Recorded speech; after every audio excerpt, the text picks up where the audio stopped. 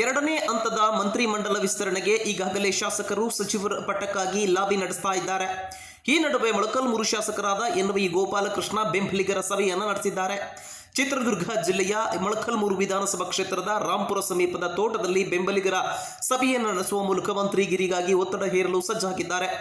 ಈ ನಡುವೆ 1,000ಕ್ಕೂ ಅಧಿಕ ಮಂದಿ ಕಾಂಗ್ರೆಸ್ ಮುಖಂಡರು ಭಾಗಿಯಾಗಿ ಮಂತ್ರಿಮಂಡಲಕ್ಕೆ ಈಗಾಗಲೇ ನಮ್ಮ ನಾಯಕರನ್ನ ಸೇರಿಸಿಕೊಳ್ಳಬೇಕು ಎಂದು ಒತ್ತಾಯಿಸಿದ್ದಾರೆ.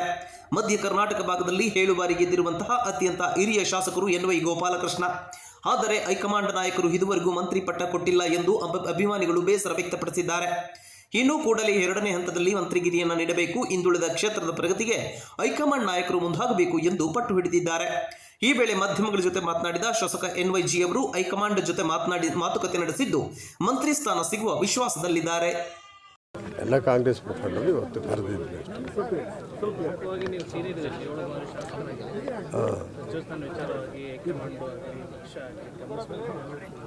ನಾನು ಸುಮಾರು ವರ್ಷಗಳಿಂದ ನಾನು ಶಾಸಕನಾಗಿದ್ದರೂ ಕೂಡ ತಮ್ಮೆಲ್ಲರಿಗೂ ಗೊತ್ತಿರುವಾಗೆ ವಿಜಯನಗರ ಜಿಲ್ಲೆ, ಬಳ್ಳಾರಿ ಜಿಲ್ಲೆ, ಚಿತ್ರದುರ್ಗ ಜಿಲ್ಲೆಯಲ್ಲಿ 3 ಜಿಲ್ಲೆಗಳು ಕೂಡ ನಾನೀಗಾಗಲೇ ಶಾಸಕನ ಕಾರ್ಯ ನಡೆಸಿದ್ದೀನಿ.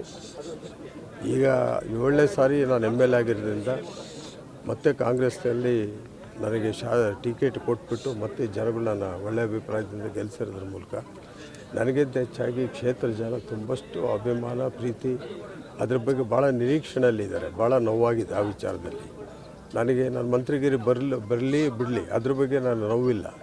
ಆದರೆ ಜನ ನಮ್ಮನ್ನು ನಂಬ್ಕೊಂಡಿರ್ತಕ್ಕಂಥ ಒಂದು ಸಲ ಆದರೂ ಜೀವನದಲ್ಲಿ ಒಂದು ಮಿನಿಸ್ಟ್ರ್ ನೋಡೋಣ ಅನ್ನೋ ಆಸೆ ಸಾಮಾನ್ಯ ಜನಗಳಲ್ಲಿ ಕೂಡ ಇದೆಯಲ್ಲ ಭಾವನೆಗೆ, ಅದು ಭಾಳ ನೋವು ತರ್ತಕ್ಕಂಥ ವಿಚಾರ ನನಗೆ. ಅದು ಆ ಕಾರಣದಿಂದಾಗಿ ಒಂದು ಮಂತ್ರಿ ಕೊಟ್ಟರೆ ನನಗೆ ಮುಖ್ಯವಾಗಿ ಅಲ್ಲ, ಜನಗಳ ದೃಷ್ಟಿಯಿಂದ ಆದರೂ ಜನಗಳ ಮನಸ್ಸಿಗೋಸ್ಕರ ಆದರೂ ಈ ಕ್ಷೇತ್ರದ ಒಂದು ಗೌರವಕ್ಕೋಸ್ಕರ ಮೊದಲಿಂದ ದುಡ್ಕೊಂಡು ಬಂದಿದ್ದ ಕ್ಷೇತ್ರ. ಯಾವಾಗಲೂ ಕೂಡ ಪಾರ್ಟಿ ಬಿಟ್ಟು ಯಾವತ್ತೂ ಮುಂದುವರೆದು ಹೋಗಿಲ್ಲ.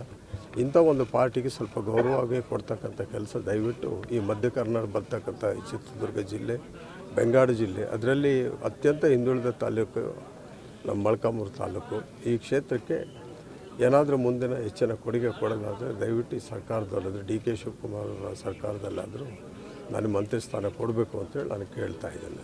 ಒಳ್ಳೆಯ ವ್ಯಕ್ತಿ ಮತ್ತು ಒಳ್ಳೆಯ ಮನಸ್ಸಿಂದ ನಮಗೆ ಮಂತ್ರಿಗೆ ಸಿಗೋ ಭರವಸೆ ಇದೆ ಅಂದರೆ ಅದ್ರ ಬಗ್ಗೆ ನಾನು ಹೇಳೋಕ್ಕಾಗೋದಿಲ್ಲ. ಬಟ್ ನನಗೆ ಎಲ್ಲೋ ಒಂದು ಕಡೆ ಆ ನಂಬಿಕೆ ಇದೆ ನನಗೆ ಯಾವತ್ತು. ಯಾಕಂದರೆ 7 ಸಾರಿ ನಾನು ಗೆದ್ದಿದ್ದೀನಿ. ಆಮೇಲೆ ಸೀನಿಯರ್ ಇದ್ದಾರೆ ಎಂಬುದು ಅವ್ರಿಗೂ ಎಲ್ಲ ಮನಸ್ಸಿನಲ್ಲಿ ಒಂದು ಕಡೆ ಇದೆ.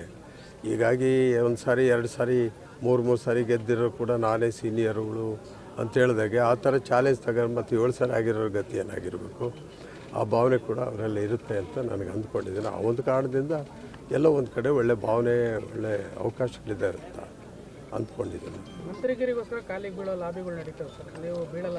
ನನಗೆ ಮೊದಲಿಂದ ನನಗೆ ಅಭ್ಯಾಸಗಳಿಲ್ಲ, ಅದು ನೆಸೆಸಿಟಿನೂ ಇಲ್ಲ.